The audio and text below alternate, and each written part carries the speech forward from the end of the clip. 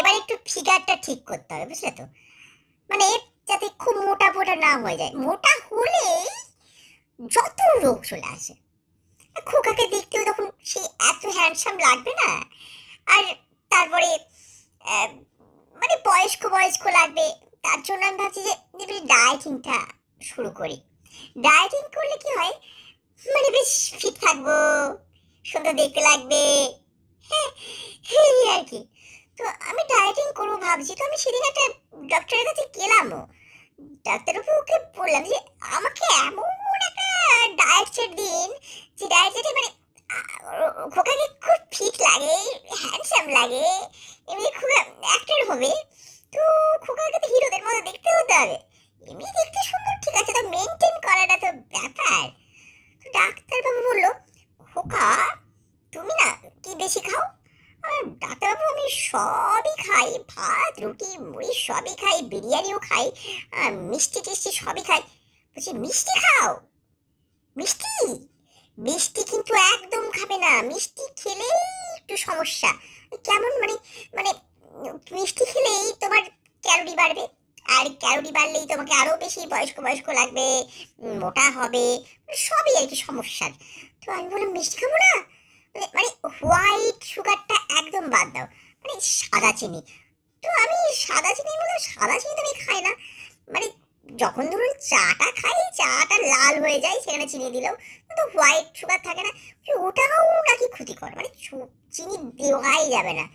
তো যাই হোক, আর বলো রসগোল্লাই নাকি মানে এত ক্যালোরি থাকে যে একটা রসগোল্লা মানে 2 প্লেট ভাতের সমান।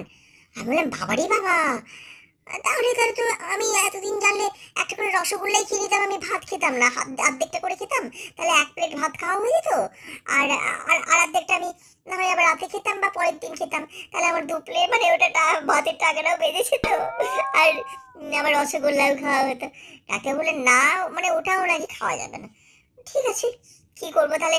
আমি এখন কি করছি বলো তো, ডাক্তারের কথা শুনেছি, এবং আমি এখন না আর ওই আহ, মানে সাদা চিনিটা খাই না।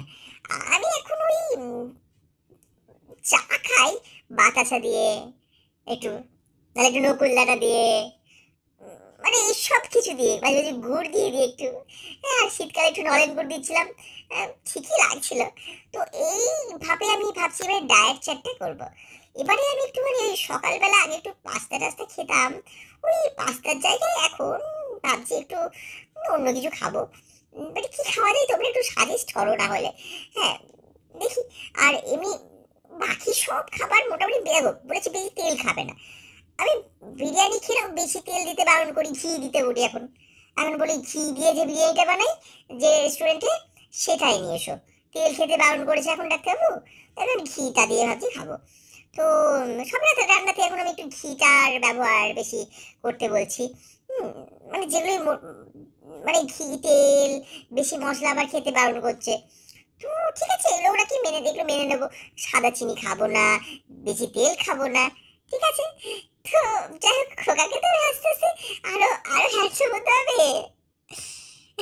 খোকার কেরিয়ার আছে সামনে, বড় মানে ভবিষ্যৎ পড়ে আছে। খোকাও হিরো হবে। যাই হোক, তোমরা ভালো থেকো, সুস্থ থেকো। নানান রকম ভিডিও আসবে, আর যদি তোমাদের ভালো লাগে ভিডিওগুলো, খোকার ভিডিওটা একটু সাবস্ক্রাইব করে দেবে চ্যানেলটা, আর কি বলে ফলো করে দেবে, আর আর ওই ওই শেয়ার না শেয়ার করে দেবে।